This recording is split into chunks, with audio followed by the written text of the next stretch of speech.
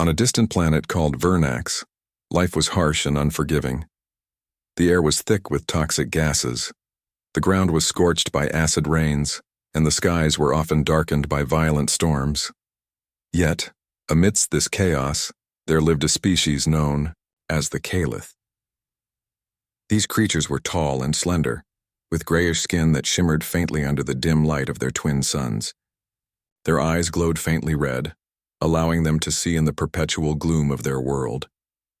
For centuries, the Caliph had adapted to survive in conditions that would kill most other beings instantly. The Caliph believed they were unique. They thought no other creature in the universe could endure what they endured every day. This belief gave them pride, but also made them arrogant. They saw themselves as the ultimate survivors, the only ones worthy of living on such a brutal planet. Their leader, Voran, was a tall and imposing figure, who often reminded his people of their greatness. He would stand before gatherings and declare, "We are the children of Vernax. We are strong. We are eternal." Every Caliph knew how to fight for survival. From the moment they were born, they learned to hunt dangerous beasts, find safe shelter during storms, and avoid the poisonous plants that grew across the land. Their society revolved around strength and endurance. Weakness was not tolerated, and those who failed to keep up were left behind. It was a hard way of life, but it was all they had ever known. One day something strange happened. Strange lights began to flicker in the sky above Vernax. At first, the Caliph ignored them, thinking they were just another natural phenomenon, like the lightning storms or meteor showers that occasionally lit up the horizon. But then, the lights grew brighter, and soon, loud booms echoed through the atmosphere. 3 large objects descended from the heavens, leaving trails of fire behind them as they crashed into the surface of the planet. The Caliph were both curious and alarmed. They had never seen anything like this before.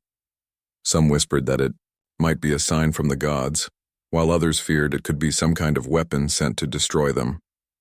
Voran called a meeting with his advisors to discuss what should be done. After much debate, he decided to send out a scout to investigate. If these objects posed a threat, the Caliph needed to know about it immediately. Kayla, one of the best hunters in the tribe, volunteered for the mission. She was brave, quick-thinking, and skilled at moving silently through the wilderness. Her long limbs allowed her to leap great distances, and her sharp senses meant she rarely missed a detail. Voran trusted her judgment and gave her permission to approach cautiously. "Find out what these things are," he told her, "but do not take unnecessary risks. If they are dangerous, return at once." Kayla set off toward the crash site, her heart pounding with excitement and fear. As she traveled, she noticed changes in the environment. The usual predators seemed restless, and the air smelled different, sharper, almost metallic. When she finally reached the area where the objects had landed, she stopped in her tracks. Before her stood 3 massive machines unlike anything she had ever seen. They were sleek and shiny, with smooth surfaces that reflected the dim light. Smoke rose from parts of the structures, and strange symbols were etched into their sides. Peering closer, Kayla spotted movement inside one of the machines. Small figures emerged, wearing odd coverings over their bodies. They looked nothing like the Caliph. These creatures were shorter, with soft skin and round faces. Their eyes were wide and filled with wonder as they examined their surroundings. One of them held a device that emitted a soft humming sound, while another carried a bag filled with tools. Kayla watched from the shadows, unsure whether to feel threatened or intrigued. The strangers moved awkwardly, stumbling over rocks and shielding their faces from the wind. Kayla realized they were not prepared for the harshness of Vernax. They seemed weak compared to the Caliph, yet there was something fascinating about them. How had they managed to travel so far and land on this planet? What did they want here? After observing them for a while, Kayla decided to reveal herself. She stepped out from her hiding place, gripping her spear tightly. The strangers froze when they saw her, their expressions shifting from surprise to fear. One of them, a male with short brown hair and a determined look, raised his hands slowly, palms facing outward.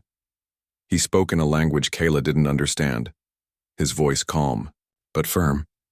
Kayla tilted her head, studying him carefully. She pointed her spear at him, then gestured toward the machines. The man nodded, seeming to understand her question. He pointed at himself, then at the machines, making gestures that suggested they belonged to him. Kayla lowered her spear slightly, still wary but willing to listen. Another stranger, a female with curly black hair, stepped forward holding up a small object. She pressed a button and a holographic image appeared in the air. It showed pictures of planets, stars, and strange landscapes. Kayla's eyes widened in amazement. She had never seen anything like it. The woman smiled gently, trying to convey friendliness.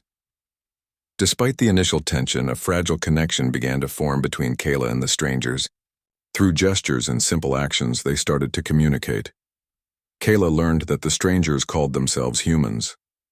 They had come from a distant world and were searching for resources to help their own people. Their ship had malfunctioned, forcing them to land on Vernax. As Kayla listened, she couldn't help but feel a mix of emotions. On one hand, she admired the humans' courage and ingenuity. On the other hand, she worried about what their presence might mean for the Kalith. Could they really coexist with outsiders on their sacred planet? Or would their arrival bring trouble? When night fell, Kayla returned to her village to report what she had seen. Voran listened intently, his expression unreadable. When she finished speaking, he stroked his chin thoughtfully. "These humans, they are unlike us," he said. "But perhaps we can learn from them, or teach them." Kayla nodded, feeling a spark of hope. Maybe meeting the humans wasn't a curse after all. Perhaps it was an opportunity for both species to grow stronger together. The next morning, Kayla returned to the crash site with a small group of Kalith warriors. Voran had instructed her to gather more information about the humans and assess whether they posed any threat. The warriors moved silently through the rugged terrain, their glowing red eyes scanning the horizon for danger. Kayla led the way, her spear ready in case the situation turned hostile. When they arrived, the humans were busy setting up camp near their damaged ships. They had erected makeshift shelters using pieces of metal and fabric salvaged from the wreckage. One of them, a tall man named Ryan, was directing the others as they worked. He pointed at objects, gave orders, and helped carry heavy equipment. Another human, a woman with short blonde hair called Leah, was examining plants nearby, carefully recording details on a small device. The third member of their group, a stocky man named Jake, was tinkering with a broken machine, muttering to himself as he adjusted wires and components. Kayla signaled for her team to stay hidden while she approached cautiously. She stepped into view, holding her spear loosely but keeping it visible as a sign of caution. The humans noticed her immediately and froze. Ryan raised his hands again just as he had done before, showing that he meant no harm. He spoke slowly, though his words were still incomprehensible to Kayla. She responded by pointing at herself and saying her name clearly. "Kayla." Then she gestured toward him, waiting for a response. "Ryan," he replied, tapping his chest. He smiled slightly, trying to appear friendly. Kayla nodded, understanding that this was his name. She repeated it, pronouncing it carefully. Ryan's smile widened, and he motioned for her to come closer. Kayla hesitated for a moment, then took a few steps forward, keeping her spear at the ready. Leah approached cautiously, holding up her device so Kayla could see it. On its screen was an image of a plant similar to those growing around them. Leah pointed at the picture, then at the real plants nearby, making gestures that suggested she wanted to learn more about them. Kayla studied her carefully, sensing that Leah was not a warrior but someone who sought knowledge. She decided to trust her enough to respond. Pointing at one of the plants, Kayla mimicked eating and then shook her head firmly, indicating that it was poisonous. Leah's eyes widened, and she quickly noted something on her device. She nodded gratefully and backed away, avoiding sudden movements. Kayla felt a flicker of satisfaction. These humans might be weak compared to the Kalith, but they seemed eager to learn, and that made them less threatening.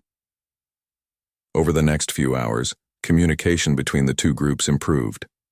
Using gestures, drawings in the dirt, and trial and error exchanges. They began to share basic information.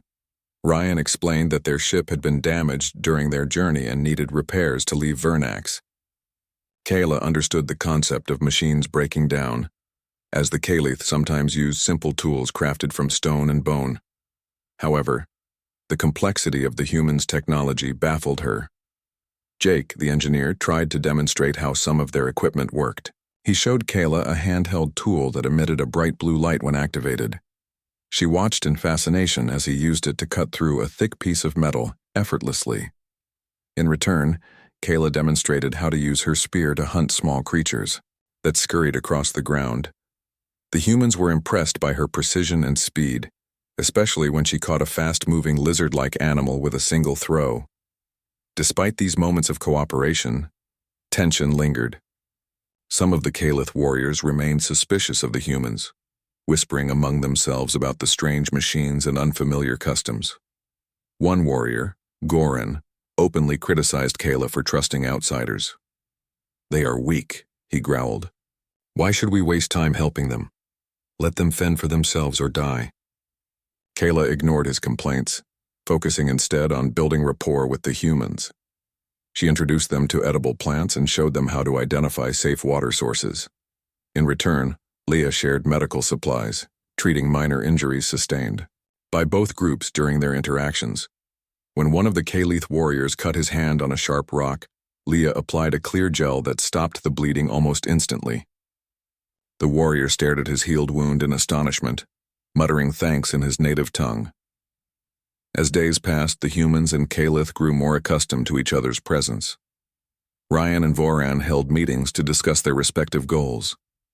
Through Kayla's translations and improvised gestures, they discovered common ground. Both groups valued survival above all else, though they achieved it in different ways. The Kalith relied on physical strength and deep knowledge of their environment, while the humans depended on technology and teamwork. Voran admitted that he admired the humans' resourcefulness. "You have tools we cannot make," he said through Kayla. "But you lack the instincts to survive here without us." Ryan nodded, agreeing that the Kalith's expertise was invaluable. "We can help each other," he suggested. "Your knowledge of this world combined with our tools could benefit both of us." This idea intrigued Voran, but not everyone shared his enthusiasm. Goran continued to voice doubts, arguing that the humans would eventually betray them once they regained their strength. His arguments gained traction among some of the younger warriors, who saw the humans as intruders rather than allies. Tension simmered beneath the surface, threatening to boil over if left unchecked. To ease the growing divide, Kayla proposed a joint mission. She suggested that the humans and Kalith work together to retrieve materials needed for the ship repairs. The nearest source of usable metal was located in a treacherous region known as the ash fields, where the ground was unstable and predators lurked in every shadow. It would be a test of collaboration and a chance to prove that the two groups could coexist peacefully. Ryan agreed to the plan, recognizing its potential to strengthen their bond. He assigned roles based on each individual's strengths. Kayla and her warriors would lead the way, guiding the group through the hazardous terrain. Jake focused on identifying which materials were suitable for repair, while Leah documented everything they encountered along the way. Ryan stayed close to Voran, ensuring constant communication between the leaders. The journey to the ash fields was fraught with challenges. Acidic rain poured down unexpectedly, forcing everyone to take shelter under rocky overhangs. A pack of razor-toothed beasts ambushed them during the night, requiring swift coordination to fend off the attack. Each obstacle brought the group closer together as they learned to rely on each other's unique abilities. By the time they reached the ash fields, the humans and Kalith had developed a fragile but functional partnership. They worked side by side to extract the necessary resources, combining brute force with technical skill. Jake marveled at how efficiently the Kalith handled manual labor, while the warriors expressed admiration for the humans' clever gadgets. As though they prepared to return to the crash site, Kayla felt a sense of accomplishment. For the first time, she believed that the Kalith and humans might truly be able to coexist. But she also knew that challenges lay ahead. Goran's hostility hadn't disappeared, and there were still many Kalith who viewed the humans with suspicion. Building trust would take time and patience. Back at the camp, Voran addressed his people, praising their efforts and emphasizing the importance of unity. "These humans are not our enemies," he declared. "They are survivors, like us. Together, we are stronger." His words resonated with some, but others remained unconvinced. Goran glared at the humans from afar, his fists clenched tightly. That evening, as the suns dipped below the horizon, Ryan sat beside Kayla near the edge of the camp. They shared a quiet moment, watching the stars emerge in the darkening sky. Though they couldn't speak the same language, they understood each other through shared experiences. Ryan pointed at the heavens and traced imaginary lines between the stars, mimicking constellations. Kyla smiled faintly, realizing that despite their differences, they were looking at the same universe. For now, peace had been achieved, but Kayla knew it was fragile. The road ahead would be difficult, filled with uncertainty and potential conflict. Yet, she also felt a spark of hope.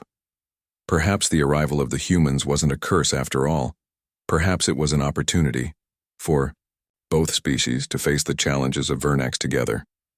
The fragile peace between the Kalith and the humans continued to grow, though it remained delicate. Each day brought new challenges, but also new opportunities for cooperation. The humans relied heavily on the Kalith's knowledge of Vernax's dangers, while the Kalith began to see the value in the humans' tools and technology. Despite their differences, both groups were learning to trust each other, slowly and cautiously. Kayla spent most of her time with Ryan, Leah, and Jake, acting as a bridge between the two species. She taught them how to navigate the planet's treacherous landscapes, identify safe food sources, and avoid deadly predators. In return, the humans shared their skills and resources. Jake showed the Kalith how to use simple machines to make tasks easier, like lifting heavy rocks or cutting through dense vegetation. Leah introduced basic medical techniques, using portable scanners and healing gels to treat injuries that would have once been fatal. Even Voran, who had initially been skeptical of the humans, found himself impressed by their ingenuity. One evening, as the sun set over the horizon, the group gathered around a small fire. The Kalith rarely used fire. They preferred the natural light of their glowing eyes or the faint luminescence of certain plants. But the humans had insisted on building one for warmth and comfort. Sparks danced in the air as Jake poked at the flames with a stick while Leah sorted through samples she had collected earlier in the day. Ryan sat cross-legged beside Voran, sketching maps in the dirt to explain their next steps. "We need more of this metal," Ryan said, pointing to a piece of jagged ore Jake had brought back from the ash fields. "It's strong enough to repair our ship's hull." He mimed hammering and welding motions to clarify his meaning. Voran nodded thoughtfully, studying the object in his hand. Though he didn't fully understand the humans' machines, he recognized the importance of their mission. Kayla translated Ryan's words for the others, emphasizing the urgency of the task. "If we help them fix their ship, they can leave," she explained. "And if they leave, we will have learned much from them." Her voice carried conviction, but not everyone agreed. Goran stood apart from the group, watching silently with narrowed eyes. He had grown increasingly resentful of the humans' presence. To him, they were invaders, weak, clumsy outsiders who disrupted the natural order of Vernax. Every time he saw Leah tending to an injured Kalith warrior, or heard Jake explaining how to use a tool, his anger boiled over. He believed the humans were trying to change the Kalith, to weaken their traditions and make them dependent on foreign gadgets. That night, Goran voiced his concerns to a group of younger warriors. "They are soft," he spat, jabbing a finger toward the humans' camp. "They rely on machines instead of strength. They cannot survive here without us. Why should we waste our time helping them?" Some of the warriors murmured in agreement, nodding grimly. Others looked uncertain, glancing toward Kayla and Voran, who were deep in conversation with Ryan. One of the younger warriors, a fiery-tempered female named Rin, spoke up. "Kayla says we can learn from them," she argued. "Maybe she is. Right. Look at what they've done already. They've healed wounds we thought were fatal. Goran snarled, stepping closer to Rin. And what happens when they leave? What do we gain from this? Nothing. They take our knowledge and give us trinkets in return. We are the true children of Vernax, not them. His words stirred unease among the warriors. While many respected Kayla and Voran, Goran's argument struck a chord with those who feared losing their identity. The Kalith had always prided themselves on their independence and resilience. The idea of relying on outsiders even temporarily felt wrong to some. Meanwhile, tensions simmered elsewhere as well.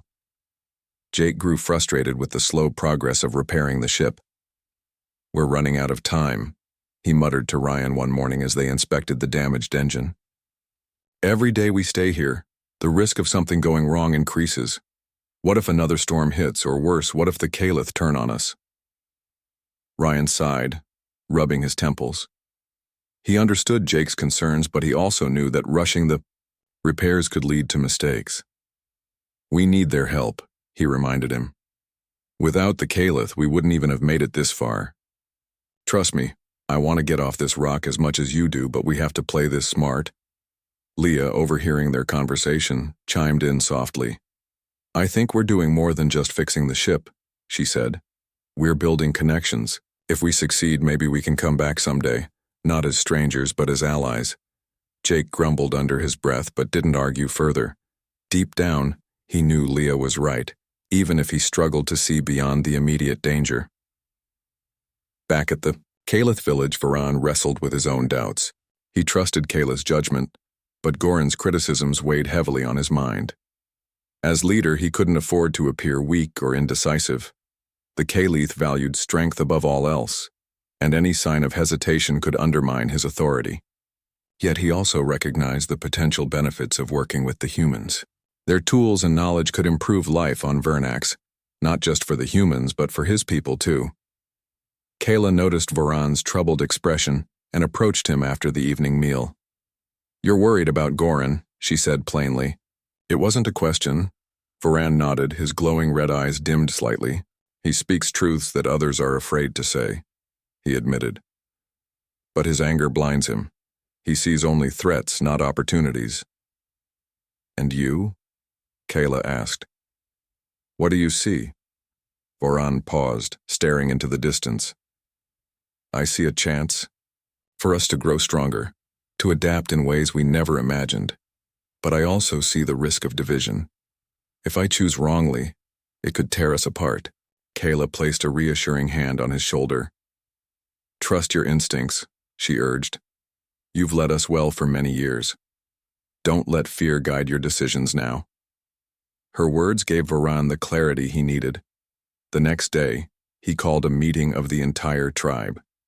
Gathered beneath the twisted branches of a massive tree, the Kalith listened intently as Voran addressed them. His voice was steady and commanding, carrying across the clearing. "These humans are not our enemies," he began. "They are survivors, like us. They bring tools and knowledge that can help us thrive.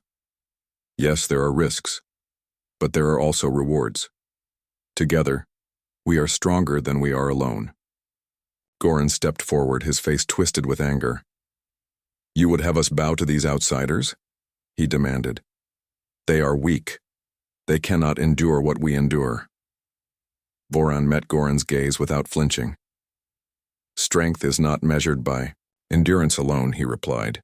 "It is also measured by wisdom and by the ability to adapt. These humans may be different, but they are not weak. They have faced hardships of their own and survived. Would you deny us the chance to learn from them?" A murmur rippled through the crowd. Some nodded in agreement, while others exchanged uncertain glances. Goran clenched his fists, seething with frustration. "Mark my words," he warned. "This alliance will bring ruin upon us." Though the meeting ended without resolution, Varan's speech seemed to sway many of the Kalith. Even Rin, who had once sided with Goran, now appeared conflicted. Over the following days, the humans noticed a subtle shift in the Kalith's behavior. More warriors volunteered to assist with gathering materials, and several approached Leah to learn about her medical techniques. Jake even managed to teach a few curious Kalith how to operate simple tools, much to their delight. However, Goran's hostility remained a lingering threat. He avoided direct confrontation with Varan but continued to sow dissent among the younger warriors. Late one night he gathered a small group and plotted to sabotage the humans' efforts. "If we destroy their machines," he whispered, "they will have no choice but to leave. Then we can reclaim our world." The plan was risky, but Goran's followers were desperate to restore the old ways. Under cover of darkness, they crept toward the humans' camp, intent on causing chaos. Unbeknownst to them, Kayla had been keeping a close eye on Goran. She had noticed his frequent absences and suspicious behavior, and decided to investigate. When she spotted him and his followers sneaking away from the village, she followed silently, her spear at the ready. As Goran and his group reached the edge of the camp, they froze. Standing before them was Kayla, her glowing eyes piercing through the darkness. "Stop," she commanded, her voice sharp and unyielding. "What do you think you're doing?" Goran bared his teeth in a snarl. "This doesn't concern you," he growled. "Step aside or you'll regret it." Kayla tightened her grip on her spear. "You would betray your own people for pride?" she challenged. "Is that the kind of leader you want to be?" For a moment, Goran hesitated. Behind him, his followers shifted uncomfortably, glancing at each other nervously. Finally, one of them lowered his weapon and stepped back. "She's right," he muttered. "This isn't the way." Slowly, the others followed suit, retreating into the shadows. Goran stared at Kayla, hatred burning in his eyes. "You've made your choice," he spat. "But don't think this is over." Kayla watched him go, her heart pounding. She had prevented disaster, for now. But she knew Goran wouldn't give up easily. Returning to the camp, she informed Ryan and Voran of what had happened. Both men agreed that Goran's actions posed a serious threat, but they also recognized the importance of maintaining unity within the tribe. The uneasy truce between the Kalith and the humans continued, but the tension caused by Goran's attempted sabotage lingered like a storm cloud over the camp.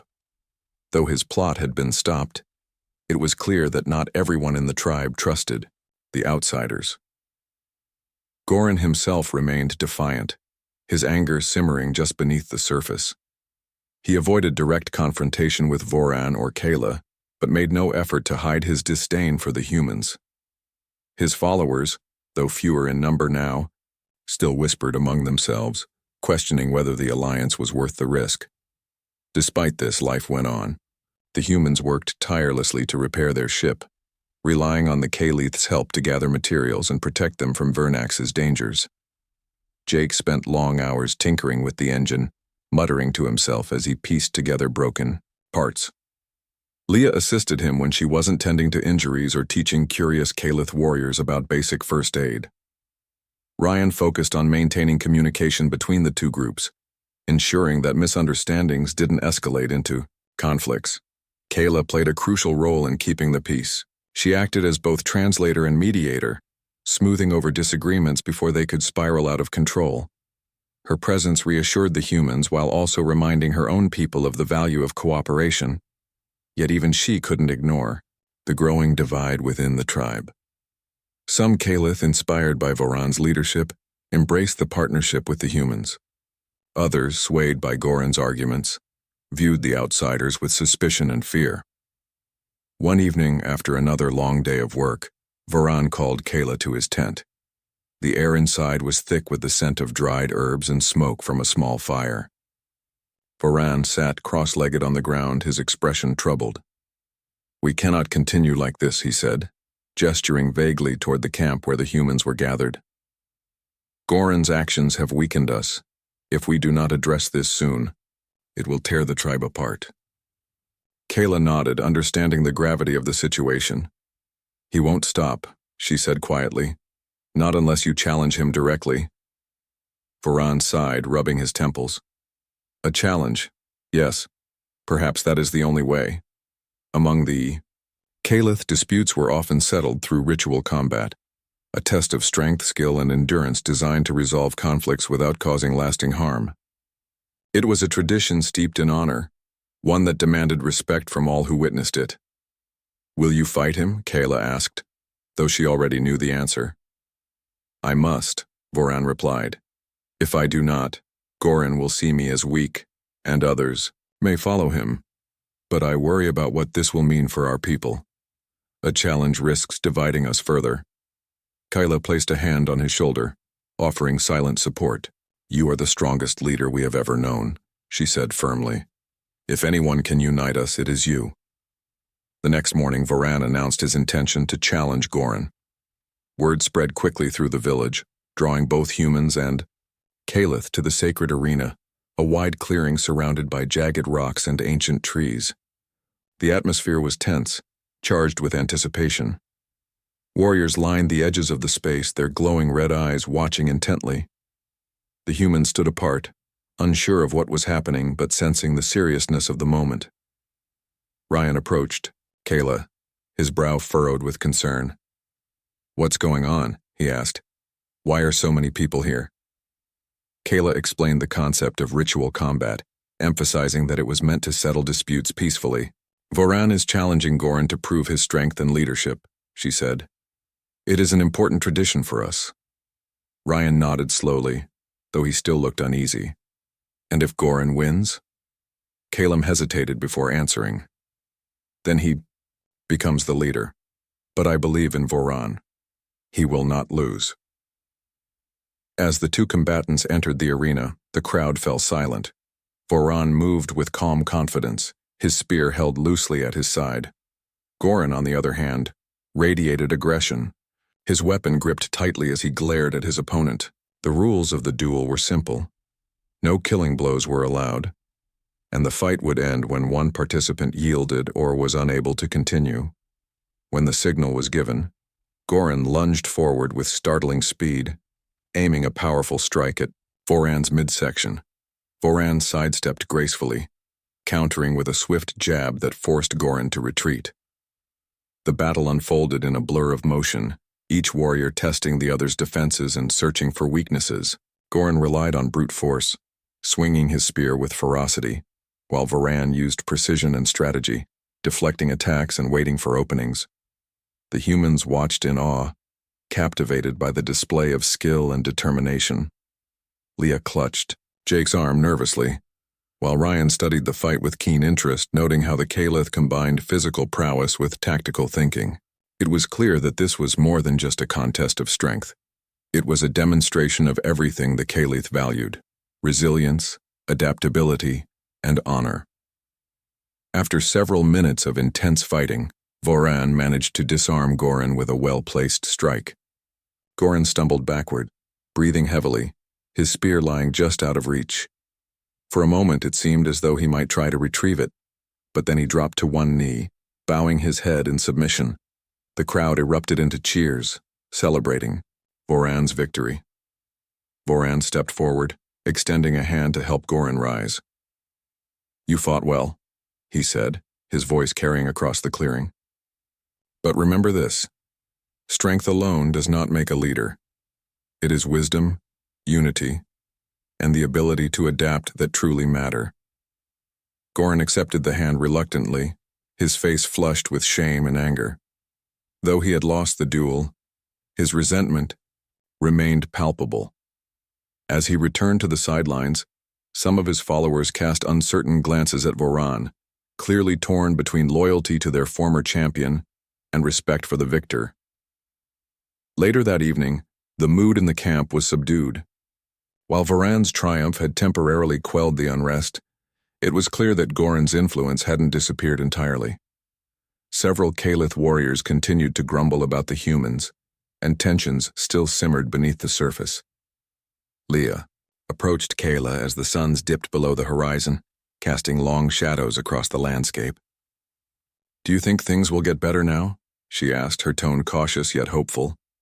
Kayla shrugged, her expression thoughtful. Perhaps. Voran has shown that he is strong enough to lead us through this. But Goran's words have planted seeds of doubt. It will take time to heal the division. Ryan joined them, nodding in agreement. Change isn't easy, he said, but every step forward counts. We've already come so far. Together. Kayla smiled faintly, appreciating his optimism. "Yes," she said. "Together." Over the next few days, efforts to repair the ship intensified. With Voran's renewed authority, more Kalith volunteered to assist, eager to prove their loyalty to their leader. Even some of Goran's former supporters began to pitch in, albeit reluctantly. The humans noticed the shift and redoubled their efforts to build trust, sharing meals with the Kalith and teaching them how to use simple tools. Jake, in particular, found joy in these interactions. He discovered that many of the younger Kalith were fascinated by technology and eager to learn. One evening, as he demonstrated how to operate a portable welding device, a group of warriors gathered around, asking questions and marveling at the sparks that flew from the tool. "This could change everything for us," one of them said, his eyes wide with wonder. Leah, too, saw progress in her medical lessons. Several Kalith warriors had begun carrying healing gels and bandages, using them to treat minor injuries during hunts or patrols. "It feels good to share something useful," she told Ryan one night as they sat beside the fire. "Maybe when we leave they'll remember us for more than just being outsiders." Ryan nodded, staring into the flames. "I hope so. This world is harsh, but they're strong. With the right tools and knowledge, they could thrive even more." Despite these positive developments, the threat of Goran loomed large. Though defeated in the duel, he refused to accept Voran's leadership and continued to sow discord whenever possible. Late one night, he confronted Kayla near the edge of the camp, his voice low and venomous. "You think you've won," he hissed. "But this isn't over. The humans will leave eventually. And when they do, you'll see how much damage they've done." Kayla met his gaze steadily, unflinching. "They haven't done any damage," she countered. "All they've done is teach us new ways to survive. That's not weakness, it's strength." Goran sneered but said nothing more, retreating into the darkness. Kayla watched him go, her heart heavy with the knowledge that his bitterness wouldn't fade easily. Still, she refused to let it dampen her resolve. The humans had brought challenges, yes, but they had also brought opportunities. And as long as there were those willing to embrace change, there was hope for the future. As the stars twinkled above Vernax, Kayla stood beside Ryan once again, gazing at the vast expanse of the universe. For the first time, she felt a sense of connection, not just to her own people, but to something greater. Whatever lay ahead, she knew they would face it together. The days that followed Voran's victory over Goran were filled with a mix of hope and unease. While the duel had temporarily silenced the loudest voices of dissent, it was clear that the Kalith remained divided. Some warriors embraced the alliance with the humans, eager to learn from them and adapt to new ways of survival. Others, still loyal to Goran, clung to their distrust, whispering among themselves about the dangers of relying on outsiders. The fragile peace hung by a thread, and everyone knew it. Despite this tension, progress on repairing the ship continued. Jake worked tirelessly, his hands covered in grease as he pieced together the damaged engine. With help from the Kalith, he had managed to gather enough metal and other materials to complete most of the repairs. Leah stayed close by, offering assistance whenever she could. Her medical skills proved invaluable, not only for treating injuries, but also for keeping morale high. Ryan coordinated the efforts, ensuring that both groups worked efficiently and avoided unnecessary conflict. Kayla played a vital role in maintaining harmony. She acted as a bridge between the humans and the Kalith, translating words and smoothing over misunderstandings. Her calm demeanor and unwavering dedication earned her respect from both sides. Yet even she couldn't ignore the undercurrent of hostility that lingered. Goran, though defeated in the duel, remained a shadowy figure at the edges of the camp, watching silently and waiting for an opportunity to strike. One morning, as the suns rose over Vernax, Ryan called a meeting with Voran and Kayla. "We're almost done with the repairs," he explained, pointing to the ship. "But there's one last thing we need, a rare mineral found deep in the mountains." Voran frowned, his glowing red eyes narrowing. "The mountains are dangerous," he said. "Even for us." Ryan nodded grimly. "I know. But without it, we can't finish the ship. It's our only chance to leave. Kayla stepped forward, her spear resting against her shoulder. I'll go with you, she said firmly. If anyone can guide you through the mountains, it's me. Voran hesitated, clearly torn. He trusted Kayla's abilities, but the thought of sending her and the humans into such perilous territory worried him. After a long pause, he finally relented. Very well, he said. But take a team with you. You'll need all the strength you can muster. The group set out early the next day, consisting of Kayla, Ryan, Leah, Jake, and 4 Kalith warriors handpicked by Voran. They traveled light, carrying only essential supplies and weapons. The journey to the mountains was grueling, with jagged rocks and steep cliffs testing their endurance. Acidic rain poured down unexpectedly, forcing them to take shelter beneath rocky overhangs. Despite these challenges, they pressed on, driven by the knowledge that their mission was critical. As they climbed higher into the mountains, the air grew thinner and colder. Strange creatures lurked in the shadows, their glowing eyes watching from the darkness. One night, as the group huddled around a small fire, Leah noticed something unusual. Look at this plant, she said, holding up a sample. It's unlike anything I've seen before. Kayla examined it closely, her brow furrowed. Be careful, she warned. Plants like this often have toxins. Leah nodded, making a note on her device. Even so, it might be useful. We should study it when we return. The next morning, they reached the heart of the mountain range. The mineral they sought glimmered faintly in the dim light, embedded in the walls of a narrow canyon. Jake grinned with excitement, pulling out tools to extract it. This is it, he said. With this, we can fix the ship. But their relief was short-lived. As they began mining the mineral, a low rumble echoed through the canyon. The ground trembled, and rocks tumbled from above. A massive creature emerged from the shadows. A towering beast with razor-sharp claws and scales that shimmered like molten metal. Its roar shook the very earth beneath their feet. Stay back, Kayla shouted, raising her spear. The Kalith warriors formed a protective circle around the humans, ready to defend them at any cost. The beast lunged forward, its movement surprisingly swift for its size. Kayla darted to the side, striking at its legs with her spear. The warriors joined in, their weapons flashing in the dim light. Ryan grabbed a heavy rock and hurled it at the creature's head, distracting it long enough for Jake to grab a makeshift weapon. A metal rod salvaged from their gear. Jake, no! Leah cried, reaching out to stop him. But Jake ignored her, charging toward the beast with surprising bravery. He jabbed the rod into its side, causing it to roar in pain and stumble backward. Seizing the moment, Kayla leaped onto a boulder and drove her spear into the creature's eye. It thrashed wildly, knocking her off balance, but the warriors closed in, delivering a flurry of blows that finally brought it down. The beast collapsed with a deafening crash, its body twitching briefly before going still. For a moment, silence fell over the canyon. Then, slowly, the group began to recover. Leah rushed to Kayla's side, checking for injuries. Are you hurt? She asked anxiously. Kayla shook her head, breathing heavily. I'm fine, she said, but we need to move quickly. More might come. They gathered the mineral and hurried away from the scene, their hearts pounding with adrenaline. By the time they returned to the base camp, exhaustion weighed heavily on them all. Yet there was also a sense of triumph. They had succeeded where failure seemed inevitable. Back at the camp, Voran greeted them with a mixture of relief and pride. You've done well, he said, his voice filled with admiration. You faced danger and came back stronger. Kayla smiled faintly, though her mind was already turning to the future. We couldn't have done it without each other, she said, glancing at the humans. This proves what we've been saying all along. We're stronger together.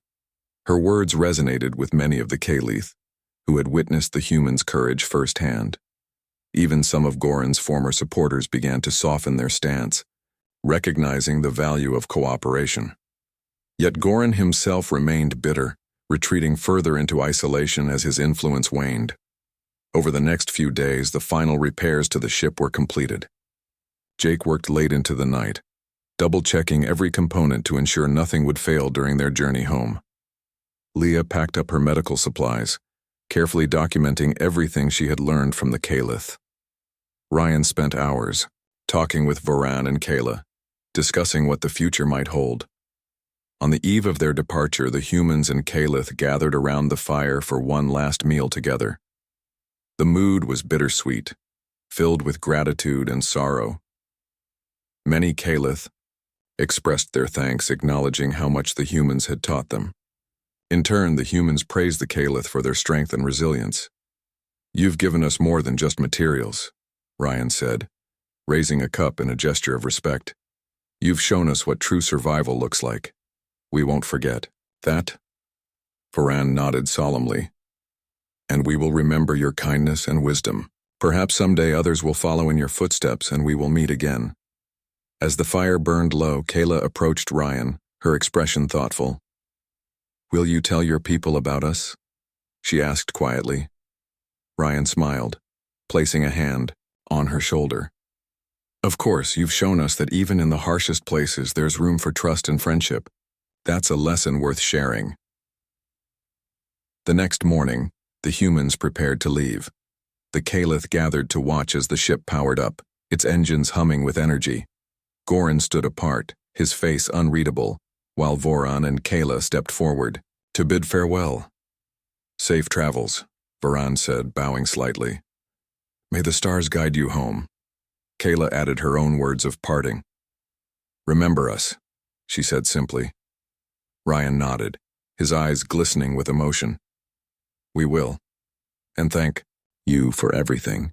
As the ship ascended into the sky, leaving trails of fire behind it, the Caliph watched in awe. For the first time, they felt connected to something greater than themselves. Though uncertain of what the future held, they knew one thing for sure. The myth of being the only true Deathworld inhabitants had been shattered and replaced with hope. Far above Vernax, Ryan gazed out the viewport, reflecting on the journey. Humanity had gained not just allies, but teachers. And perhaps in time, the Caliph would do the same for others across the stars. The ship carrying Ryan, Leah, and Jake soared higher into the sky, leaving Vernax behind. The planet's jagged landscape grew smaller and smaller until it was just a speck in the distance.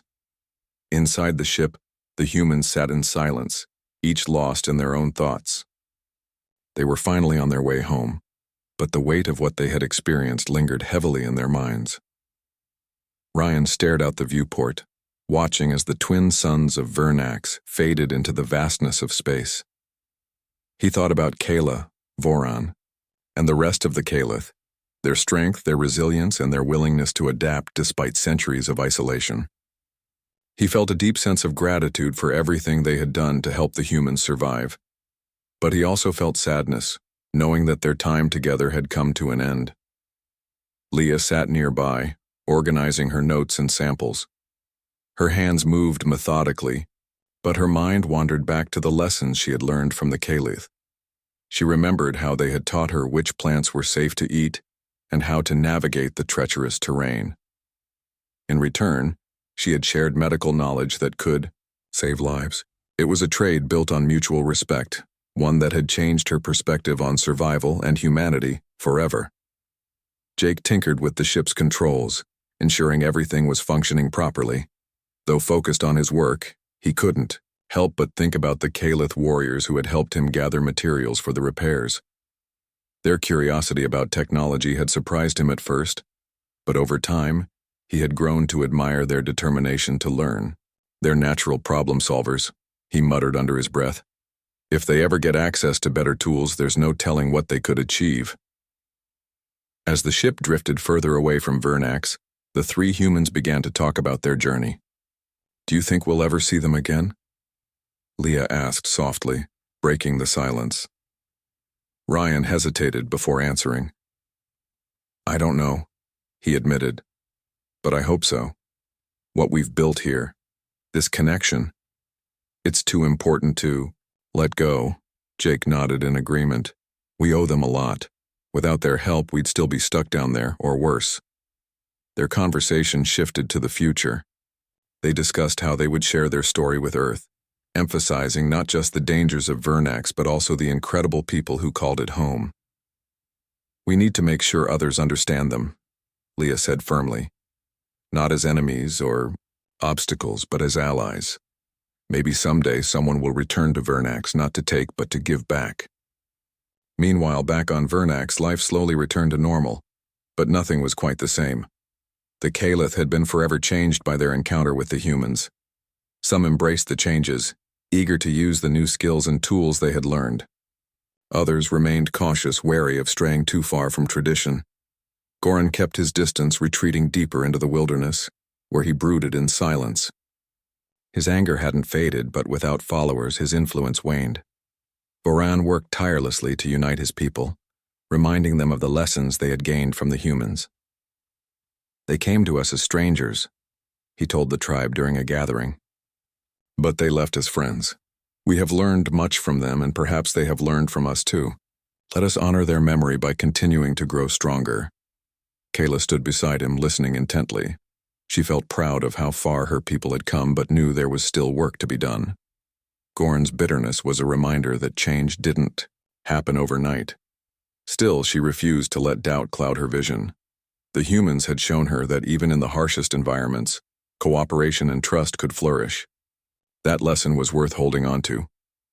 One evening, as the suns dipped below the horizon, Kayla climbed to the top of a rocky hill overlooking the village. She gazed up at the stars, wondering if the humans were looking at the same sky. A part of her missed them. Their curiosity, their determination, their willingness to see the Caliph as equals. But another part of her felt hopeful. Their arrival had opened her eyes to possibilities she had never considered before. "Will they really come back?" Rin asked, joining her on the hill. The young warrior had been one of Goran's followers, but had since aligned herself with Voran and Kayla. "I don't know," Kayla replied honestly. "But even if they don't, we've already gained something valuable. We've seen that we're not alone, that there are others out there like us. And maybe, someday, we'll meet them too." Rin nodded thoughtfully, her glowing red eyes reflecting the starlight. "It's strange to think about," she admitted. "All these years we believed we were the only ones. Now, it feels like anything is possible." Kayla smiled faintly, placing a hand on Rin's shoulder. "That's the beauty of it," she said. "We don't have all the answers, and maybe we never will. But as long as we keep learning, keep adapting, we'll always find a way to survive." Days turned into weeks, and the humans' journey continued.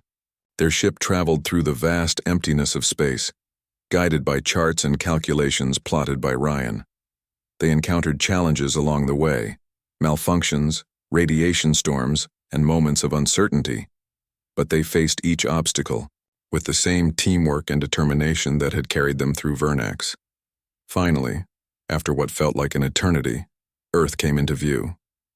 Its blue-green surface shimmered against the blackness of space, a beacon of familiarity and hope. As the ship entered orbit, the humans prepared to make contact with their homeworld. Their hearts raced with anticipation, knowing that their return would bring both celebration and scrutiny. When they landed, they were greeted by crowds of people eager to hear their story. Reporters shouted questions, scientists rushed forward to examine their data, and loved ones embraced them with tears of joy. Amid the chaos, Ryan, Leah, and Jake found themselves standing side by side, united by their shared experience. "We did it," Leah whispered, her voice trembling with emotion. "Yes," Ryan replied, smiling faintly. "But this isn't the end. It's just the beginning." Over the following weeks, the humans recounted their journey to anyone who would listen. They spoke of Vernax's harsh beauty, the Caliph's incredible resilience, and the bonds they had formed. They emphasized the importance of understanding and cooperation, urging others to approach alien encounters with open minds. Their story spread quickly, inspiring debates and discussions across the globe.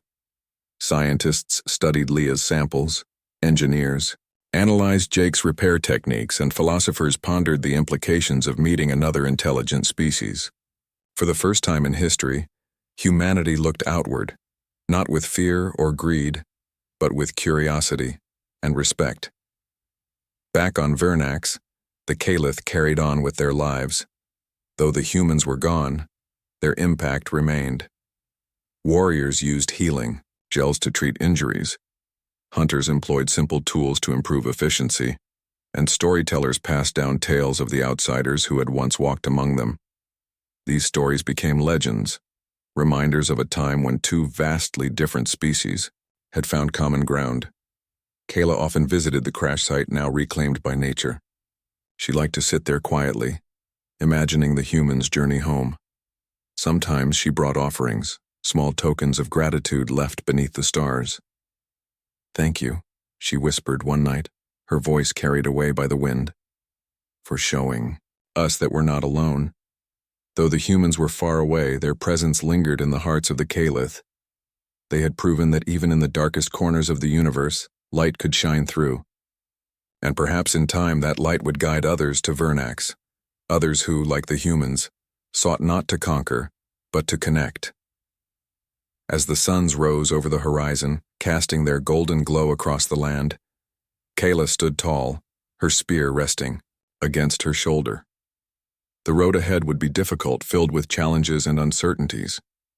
But she faced it with hope, knowing that the Caliph were no longer alone in the cosmos. Together, with each other and with those who might follow, they would continue to survive, adapt, and thrive.